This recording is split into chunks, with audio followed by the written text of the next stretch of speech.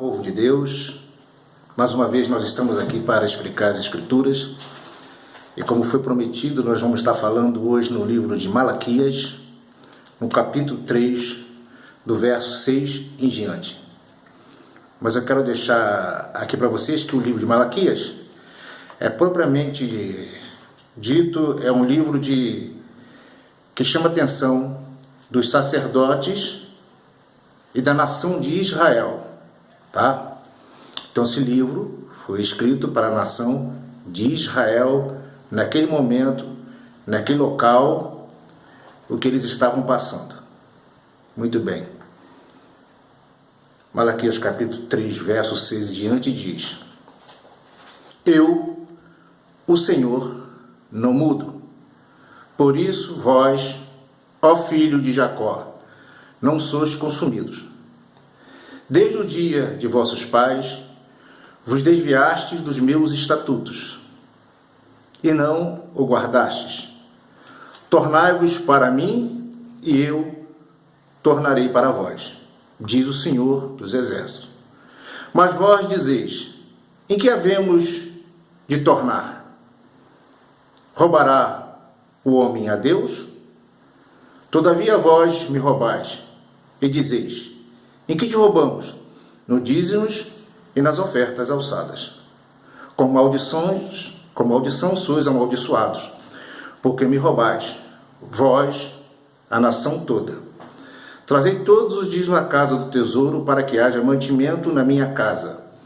E depois fazei prova de mim, diz o Senhor dos Exércitos. Se eu não vos abrir as janelas dos céus, e não derramar sobre vós uma bênção tal, que dela vos advenha a maior abastança. Repreenderei o devorador, para que não vos consuma o fruto da terra. A vossa vide no campo não será estéril, diz o Senhor dos Exércitos.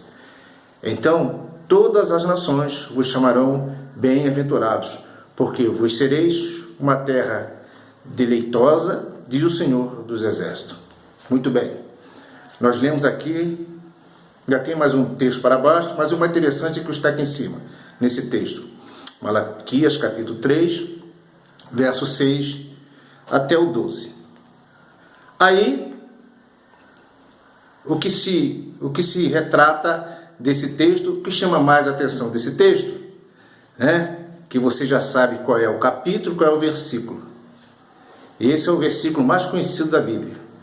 É Malaquias capítulo 3, verso 10, que diz: Trazei todos os dízimos à casa do tesouro, para que haja mantimento na minha casa, e depois fazei prova de mim. Muito bem. Mas nós lemos todo o texto. E o que você entendeu desse texto? Se você ainda não entendeu, eu vou explicar a você o que diz o texto. Como eu sempre falo, não quero tirar nada do texto, e nem colocar nada do texto, e nem expor a minha opinião. Que a minha opinião não é a sua opinião, e a sua opinião não é a minha opinião. Podemos até haver uma disputa aí, quem está certo, quem está errado. Mas a grande questão aqui não é essa.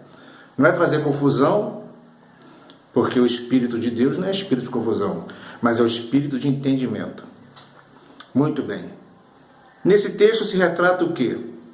Se retrata uma nação onde Deus está chamando a atenção do sacerdote e de toda a nação de Israel. Não é o Brasil, não é os Estados Unidos, não é a França, é a nação de Israel. Quem naquele momento estava roubando a Deus? Os sacerdotes e a nação de Israel. Não é isso que nós lemos no versículo 9? Com maldição sois amaldiçoados, porque me roubais. Vós quem? Os sacerdotes. Está dizendo para o sacerdote. Vós e a nação toda. Ele diz: todas as nações estão me roubando. Ele diz: a nação de Israel. Roubando em quê? No dízimos e nas ofertas. Mas que dízimos e ofertas eram essas? Eram as plantações, os gados, enfim, tudo aquilo que a terra produzia. Israel tinha 12 tribos. E uma tribo não trabalhava. Uma tribo não produzia nada. Qual era a tribo que não produzia nada? A tribo de Levi. Então todas as nações, todas as tribos, né, que fazia parte de Israel, traziam o alimento para a tribo de Levi, que a tribo de Levi não trabalhava, não tinha nem terra, então não produzia nada. E como é que eles iriam viver? Iriam viver com os dízimos e oferta dos seus irmãos que traziam para alimentar aquele povo todo que trabalhava fazendo a manutenção do templo, a manutenção das tendas, enfim, era esse o trabalho dos levitas. Então, eles traziam todos esses mantimentos para que a tribo de Levi pudesse se alimentar. Mas o mais interessante nesse texto, o que diz o quê? Diz que, depois fazei prova de mim, diz o Senhor dos Exércitos, se eu não vos abrir a janela do céu e derramar sobre vós o quê? Bênção tal que dela vos advenha maior abastança. Repreenderei o quê? O devorador das plantações. Certo? O devorador para que não vos consuma o quê? O fruto da terra. Então está falando, o texto está bem claro aqui, que não é dinheiro, isso. O devorador não entra na sua casa. O devorador, como diz aí os nossos irmãos, né? Que o devorador entrou para destruir a televisão. O devorador destruiu a geladeira. Meu irmão, a sua geladeira queimou, é porque a instalação da luz está fraca, houve um pico de luz que acabou com a sua geladeira, ou você precisa trocar a fiação da sua casa, está entendendo? Não é nada disso, o devorador não entra na sua casa para destruir nada, porque a sua casa é guardada pelo Senhor. Está dizendo aqui, o devorador vai destruir o quê?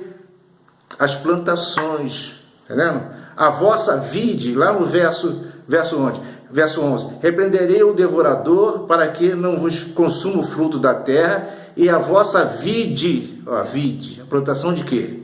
De uva, no campo não será estéril, diz o Senhor dos Exércitos. Então todas as nações vos chamarão de bem-aventurado. Está dizendo, se todas as nações chamarão de bem-aventurado, porque Deus está falando para aquela terra, para aquela nação. Então, quando se usa esse termo aí, né?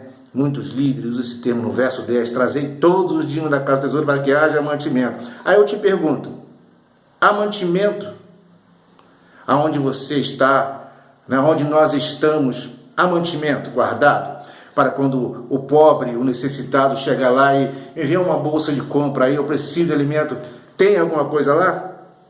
Ou você vai ter que reunir toda a igreja para pedir novamente aos irmãos que doem um feijão, um arroz, um óleo, para que possa ajudar uma vida?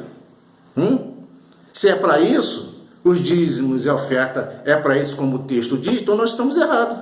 Para que haja mantimento na casa do Senhor.